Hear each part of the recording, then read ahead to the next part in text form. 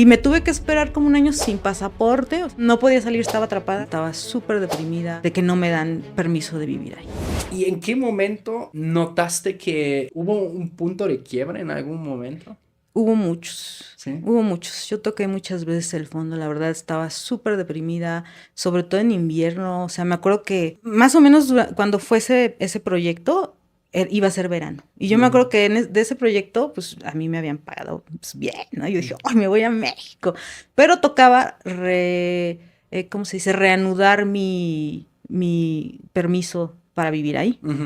Y entonces yo mandé todos mis papeles, yo di bien confiada, pues ya tengo una hija que nació acá, o sea, que podría salir mal, ¿no? Y entonces ya pasa, casi iba a llegar el verano, todavía no habíamos comprado los boletos, eso, sí, afortunadamente, y me llega la respuesta de que no me dan permiso de vivir ahí. ¿Los neerlandeses? Sí, Irlanda del Norte. Y entonces yo dije, es un rollo. O sea, obviamente lo hacen para hacer dinero porque tienes que volver a aplicar y cada vez que aplicas es más dinero, más dinero, más dinero. Entonces yo dije, no, ya me arruinaron ir a México, pues ahora me voy a ir a hacer al juicio, ¿no? Y entonces nos fuimos a juicio. Y me tuve que esperar como un año sin pasaporte, o sea, me quitaron mi pasaporte y me dieron fecha entonces para no podías juicio. Salir. No podía salir, estaba atrapada, ni deprimida. Allá, o sea, ni podías ir a Alemania. Ni a Polonia, nada, no podía hacer nada. No podía hacer absolutamente nada porque yo no tenía pasaporte. Y entonces yo así como, pues me fui a juicio. Y luego en el juicio ni contraté abogado. Me hice amiga del juez, ahí mismo. Sí, pues llegué y, muy a la compita, ¿qué onda? ¿Por qué no me dan mi papel si ya tengo aquí una mija? Ni modo que no la voy a dejar, ¿no? O sea, es ciudadana. Claro. Y ya obviamente el juez pues, es otro rollo, no son burócratas, ¿no? Entonces el juez dijo, ay, sí, fui a Cancún. Todo el mundo me decía, fui a Cancún. Y yo, Cancún, sí, qué padre. Y ya ahí en la cotorreada y ya me dijo, sí, aquí está. De hecho, los de migración hasta me habían perdido mi carpeta. Y él, disculpa, ¿puedes irte a comer tu lunch? Y ahorita que la encuentren ya regresamos a continuar con la... O sea, ellos haciéndote la vida así de cuadritos, imposible, ¿no? Y yo pues estaba súper deprimida porque pues imagínate no tener tu libertad. Si pasaba algo aquí en México, tú no puedes venir porque ellos pues no tienes tus papeles para poder salir de allá. ¿Eso en cuál año fue más o menos? Eso fue en el 2017. ¿Tercer año? Pues a ver, mira, yo llegué allá en el 2012. Ok. No, en el 2011. Ya. Me gradué en el 2010, llegué allá en el 2011, mi hija nació en el 2012. Ajá. Ahí en el 2013, 2014, ay, no sé qué pasó. Bueno, me sacaron la vesícula. Me sacaron la vesícula allá, de emergencia. Yeah. Eso sí, el sistema de salud me salvó, la verdad. Okay. Esa vez. Es diferente que en México. Sí, porque, o sea, también es gratis y obviamente tienes que esperar 1000 años. Por eso me acabó dando pancreatitis, porque pues, yo ya llevaba un año con dolores. O sea, a mí ya me dolía a diario, ¿no? Eso duele un montón, la vesícula. Son dolores que la gente en serio se desmaya, llora. Piden a gritos que ya, por favor, pégame y desmáyame, ¿no? Y yo me lo aguanté un año. Y ya al final de mi enfermedad, ya me daban ataques diarios, ya era un volado. Si me como esta lechuga, me va a doler. Y a veces sí, a veces sí. A veces, una vez me acuerdo que salí con mi hija en la carriola, yo le iba empujando y fui a un sendero, porque eso es algo que me encanta de Irlanda, que si quieres ahorita platicamos. Era atrás de mi casa, pasaba el río y entonces había senderos para que te fueras a hacer senderismo y era gravilla el piso. Entonces yo iba con la carriola y de la vibración me dio un ataque de vesícula. Sí, y ya de ahí como al mes me dio un ataque que me duró como 4 horas y acabé en la ambulancia yéndome al hospital porque ya no. Y no, y en el hospital todavía llego y, oye, es que te vamos a ver si no te está dando un infarto. Y yo, no me está dando un infarto, tengo piedras en la vesícula y es un dolor de vesícula, auxilio. Y no, es que hay que checar del infarto. Y ya me ponen no es un infarto, ten paracetamol. Y ya me lo tomo y me mandan ahí a esperar a la sala de urgencias, ahí. Pues yo creo que me desmayé. Ya nada más cuando me desperté tirada en la banca fue porque alguien decía, Gaburiera, Albarabaraba. Y yo así, sí, creo que soy yo, porque nunca podían pronunciar mi nombre, ¿no? Ellos así siempre diciéndolo mal. Entonces yo, sí, soy yo, ya, pero ya, creo que ya me siento bien. Ya, y la enfermera, no, ¿qué te sientes bien? Tienes pancreatitis, te vas a quedar a cirugía.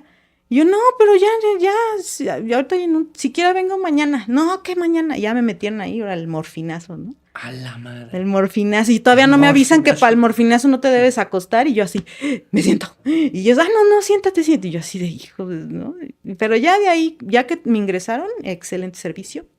10 de 10, las enfermeras súper amables, yo con miedo de no quiero comer nada, ellas no debes de comer, y yo me pueden dar arroz así sin nada, y ellas, bueno, hay pizza, hay curry, o sea, te operan y te dicen, ¿qué quieres? Pizza, curry, fish and chips, esas son las opciones de comida, después de la cirugía. Ay, No, yo arroz al vapor, yo tenía miedo, o sea, ya me daba pánico comer, claro. pero pues imagínate cuántos kilos bajé y cómo estaba mi salud mental y física. Después de estar un año ¿Tú mal. atribuyes eso también a un poco a la tristeza por no poder salir? Pues yo creo que sí, ¿no? Yo creo que siempre influye. Si no estás bien mentalmente, te empieza a generar repercusiones en el cuerpo físico. En ese entonces ya pasó por tu mente en algún momento decir, ¿saben qué? Pues igual es mejor idea criar a mi hija en otro lado, pues. Sí, yo creo que eso ya cuando me surgió esa idea fue cuando entró ella a la escuela. Que yo empecé a ver cómo los niños que no eran locales estaban segregados. Dije, no, yo no quiero que ella aquí la buleen solamente porque no es local, ¿no? O sea, ni lo va a hacer nunca. Yo no quiero que ella crezca así contracorriente, ¿no? Y sin familia, como que no veo yo un futuro aquí, yo no estoy feliz. Ya acabé de explorar, qué bonita isla, la amo, pero ya. O sea, ya me quiero regresar a México o irme a otro país y seguir explorando, ¿no? Seguir, pues, viviendo cosas nuevas. ¿Cuántas cosas solo ya pasaron, ¿no? En tan pocos años. Antes me habías comentado que cuando fue el primer incidente de bullying en la escuela, tu hija tenía 4 años. 4 años, sí. Súper temprano, ¿no? Allá entró al kinder a los 3. Ya. Se echan un año y a los 4 ya entras a primero de primaria. Órale. Súper chiquita. También yo decía, ay, es que no, es muy chiquita. Y yo pues me quedé, o sea, yo la verdad no, de trabajo, yo lo que hacía era dar clases particulares en mi casa. Claro. Para poder estar ahí con ella, ¿no? Porque tenía una amiga que ella sí se vio en la necesidad de ya irse a trabajar y su hijo era mitad mexicano, mitad irlandés. Y me acuerdo que lo metió como a un grupo, porque los horarios no te dan, o sea, mi hija iba a la escuela de 9 a 12. ¿Qué haces en 3 horas? Claro. O sea, yo la dejaba y la escuela estaba medio lejos, o sea, estaba 5 minutos en coche, pero caminando 40 minutos. La dejaba, me regresaba a la casa y en lo que llegaba ya, báñate y córrele de regreso. O sea, no me daba tiempo de hacer nada. Entonces yo lo que dije es, voy a empezar a correr. Ahí empezó mi vida fitness. Ahí, gracias a eso, también es que todo, salen cosas buenas y malas. Ahí empezó mi vida fitness porque yo dije, no voy a estar caminando 40 minutos y de regreso. Yo voy a correr y así corro 15 minutos. Sí. Entonces ahí empecé a correr así en el frío, toda adelantada a mi tiempo, porque corría con cubrebocas, o sea, yo no podía correr con ese aire helado, me dolía la garganta. Ese era uno de mis problemas, que en invierno siempre me dolía la garganta. Claro. Chingo de frío. No, pero de que los oídos, o sea, yo me acuerdo que yo lloraba, así me ponía en el radiador llorando de que no me podía calentar con dolor de garganta. Alguien aviéntenme un paracetamol. Sí. Y me aventaban mi paracetamol. Mucho viento también. Sí, no, es que no te curas. No te curas. Sí. ¿Cómo sales de una enfermedad? Ya cuando ya me sentí un poco mejor, salía un aire, o sea, mi hermana se ríe de mí el otro día y le digo, mira, salir en Irlanda en invierno es como salir y te cachetea un pescado congelado. Así. Así te sientes, o sea, de las ráfagas de aire congelado, la lluvia, entonces yo me volví a enfermar y me volví a enfermar. Entonces todos los inviernos, que duran 6 meses, no podía hacer ejercicio y me deprimía muchísimo. Es que sí. Me deprimía muchísimo. Ahora que dices de 6 meses, sí es verdad, o sea, básicamente octubre, noviembre, diciembre, enero, febrero, marzo. Abril apenitas. Apenitas ya dices, mira, sí existe el sol. Ya. Exacto, sí, es tremendo. En Irlanda tienen un clima súper extremo en ese sentido. Sí. Oscuro, lluvioso y frío, ¿no? Frío. Okay.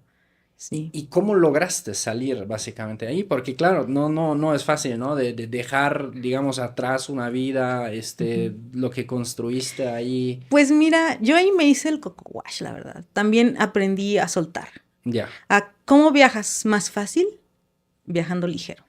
Si tienes muchas cosas cargando, te va a costar más trabajo. Entonces ahí yo aprendí mucho sobre desprenderme de las cosas materiales y llevarme solamente los recuerdos, ¿no? Entonces me acuerdo que en esa época estaba muy de moda un libro de una chica que hizo un libro como para limpiar tus espacios, ¿no? Y entonces creo que se llamaba El método KonMari, ¿no? Que no sé si supiste que estaba súper de moda, ¿no? Y bueno, esta chica escribe un libro que habla de cómo limpiar tu espacio para ser más feliz, ¿no? Ok. Cómo solo rodearte de las cosas que realmente te hacen feliz. Entonces yo ese libro ahí lo leí mientras me estaba ya empezando a mudar y dije, no, pues sí es cierto. Entonces empecé a sacar. Yo pinto también, arreglo muebles, o sea, mi felicidad está en crear cosas.